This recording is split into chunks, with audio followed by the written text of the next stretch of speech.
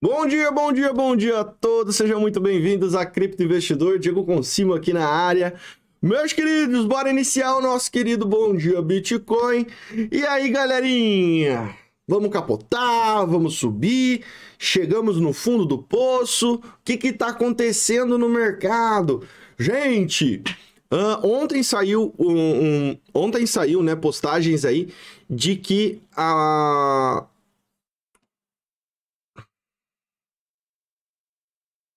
Qual que é o nome? Meu Deus do céu, deu branco agora. Fiz postagem ontem, pô.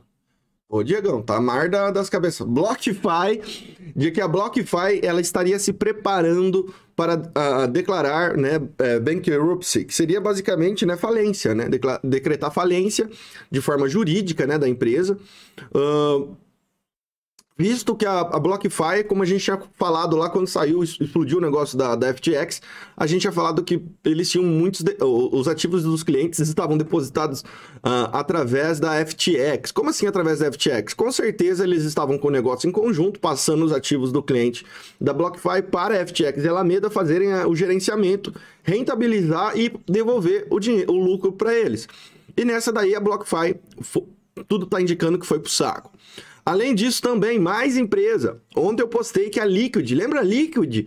Que a gente já até falou dela, referente até a XDC, que uma vez a XDC, a Liquid tinha anunciado que estava começando queria listar a XDC dentro dela. Pois é, o que aconteceu com a Liquid? Apesar dela ser a maior exchange japonesa, né, do Japão, a maior exchange japonesa, seguraram os saques ontem, tá? Eles suspenderam os saques por causa de problemas de liquidez relacionados à FTX. Então, possivelmente, o efeito cascata da FTX está se concretizando e a gente tem que tomar cuidado, tá? A gente viu aí um esquema de transações para meio que tentar ajudar aí a auditoria sobre o Merkle Tree, que seria basicamente para mostrar o fundo de reserva das exchanges. E aí a gente viu o quê? Gate.io, Crypto.com e também Huobi. Ou seja, você que tem dinheiro nessas exchanges, se eu fosse você, sacaria, mandaria para uma hardware wallet para você não correr risco. Diego, a Crypto.com, Huobi e Gate.io vão quebrar? Não sei. Pode ser que não. Mas na dúvida, cara, tira o dinheiro de lá. Se a galera tá comentando, tira o dinheiro de lá. Não corra o risco. O que você faz? Manda para sua hardware wallet, o que você tem lá. Diego, não tem hardware wallet. Nos últimos dias, pega o vídeo de segunda-feira, da live de segunda-feira, que eu expliquei, mostrei como que faz para comprar opções baratas, né? SafePal é uma opção barata para você estar utilizando, é uma excelente opção. Então, assim, tem no mercado opções baratas de hardware wallet. Hardware wallet é a única maneira de você ficar seguro. A galera me perguntou, Diego, como que eu faço para utilizar uma carteira online tipo a Trust Wallet e ficar 100% seguro? Não tem como. Qualquer carteira online corre risco de ser hackeada. Como que você não corre risco de ser hackeado? Uma carteira online com um segundo nível de criptografia. Hardware Wallet. A Trust Wallet tem como ter uma Hardware Wallet conectada para autorizar as transações? Não. Então a Trust Wallet não é uma carteira assim tão recomendada. Qual outra carteira boa no caso? Nós temos aí a Exodus. A Exodus é uma carteira online e você consegue fazer um segundo nível de criptografia com a Trezor. MetaMask também, você consegue fazer com Trezor, consegue fazer com a Ledger e outras carteiras. Decent Wallet também, ela é Web Wallet e tem a Decent Hardware Wallet. Então, sempre quando você for utilizar uma carteira online, você vai necessitar de um segundo nível de criptografia, que é a Hardware Wallet. Lembre-se disso, belezinha? Galera, vamos lá, vamos falar. Meu olho tá bem zoado, hein? Olha aqui. Jesus amado, tá feião. Gente, vamos lá, vamos falar do Bitcoin. Galerinha, ontem a gente passou a possibilidade de um scalp no Bitcoin. A entrada, né, no caso, seria nessa região dos 17.200, 17.120 para ser preciso.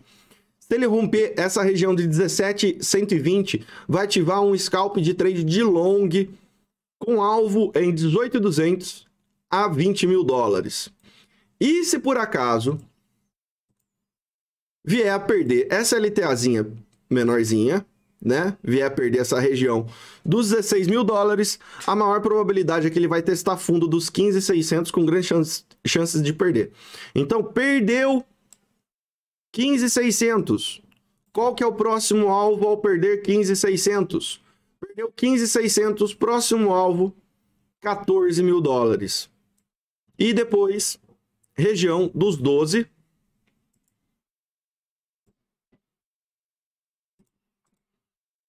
E depois a região dos 10.800, 10 mil dólares, tá? Então, o que nós temos que ter em mente? Nós temos que ter em mente que, se perder 15.600, ativa um short com próximos alvos em 14, 12 e 10. Se romper 17, 120, 17 e 200, vai estar rompendo a média de 200 no H1. E os próximos alvos são 18.200 e 20 mil dólares. É isso que você tem que ter em mente. Isso daqui vai impactar o quê? Altcoins diretamente. Por quê? Porque se o Bitcoin subir, a gente vai ter todas as altcoins subindo. O Ethereum vai subir, tudo vai subir. E se o Bitcoin perder o fundo, os 15.600, todas as altcoins vão cair. Então tenha isso em mente. É a partir do Bitcoin que você vai conseguir fazer trade de qualquer outra criptomoeda. E de acordo com o movimento do Bitcoin, você vai poder fazer trades em qualquer altcoin, porque é esse movimento do Bitcoin que vai direcionar o mercado. Então, rompeu 17.200, long. Perdeu 15.600, short. É isso que você tem que ter em mente, tá? Nesse momento. Minha visão. Podemos sim ter encontrado o fundo? Podemos. Acho que pode cair mais? Acho. Acho sim. Se a gente for analisar... tá? Se a gente for analisar toda a história do Bitcoin, as correções foram marcadas, elas estão sempre diminuindo. Estão sempre diminuindo. A primeira grande correção do Bitcoin foi em 2011. Perdendo aí, ó, caindo 93% de correção do topo ao fundo. A próxima, que foi de 2014, 2013, 2014, caiu 86%. A próxima, que foi em 2018, caiu 84%. Se a gente for analisar esses movimentos, 86, 84, a gente poderia colocar aí até uma margem de erro, ó, de 86 para 84 dá 2%. De 93 para 96, a gente está falando em 7%, em 6%. Ah, não, dá 7%. Então vamos colocar que daqui de 84, talvez 82 ou 80%.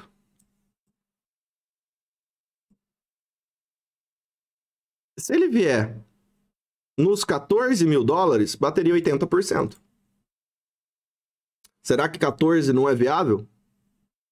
E aí, quando a gente analisa esse gráfico, que é um estudo de curvas de longo prazo do Bitcoin pelo BLX, que pega desde a origem dele, a gente vê que o fundo, de fato, desse estudo de curvas do Bitcoin, ele bate na região de 14, e nessa região de 14 o Bitcoin faria 80% de queda desde o topo.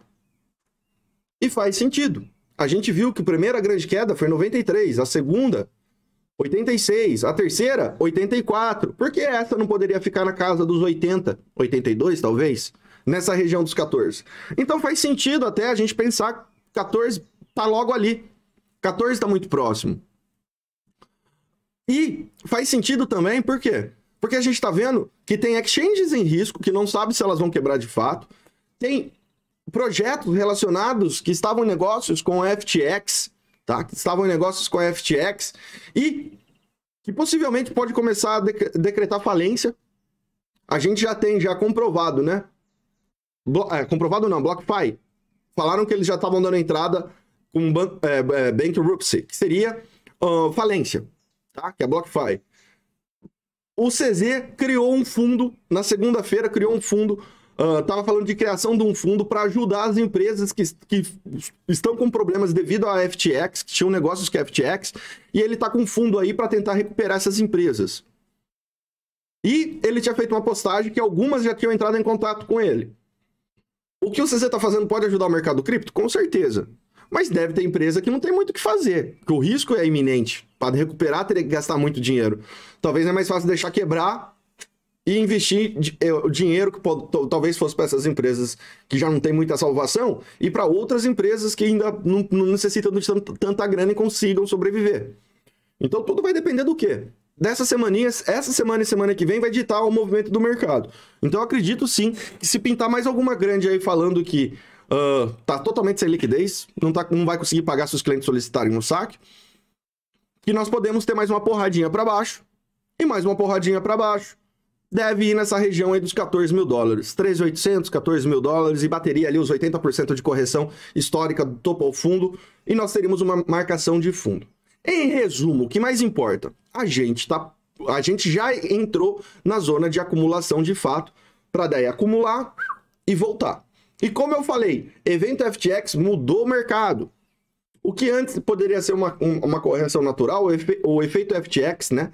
O golpe da FTX coloca as criptomoedas num nível de fora de mercado. Foi extra mercado o golpe da FTX, tá? O mercado não perdeu sua força de suporte e perdeu o suporte que deu um crash. Não foi falta de liquidez do mercado de criptomoedas. Pelo contrário, o Bitcoin segurou durante 5 meses, de junho a novembro, naquela região acima dos 18 mil dólares. Ele segurou durante 5 meses. E nesses 5 meses, S&P fez fundo novo, Nasdaq fez fundo novo, todas as bolsas, os índices aí fizeram fundos novos. E o Bitcoin segurou. O efeito FTX é fora do mercado, é como se fosse quase que um Covid.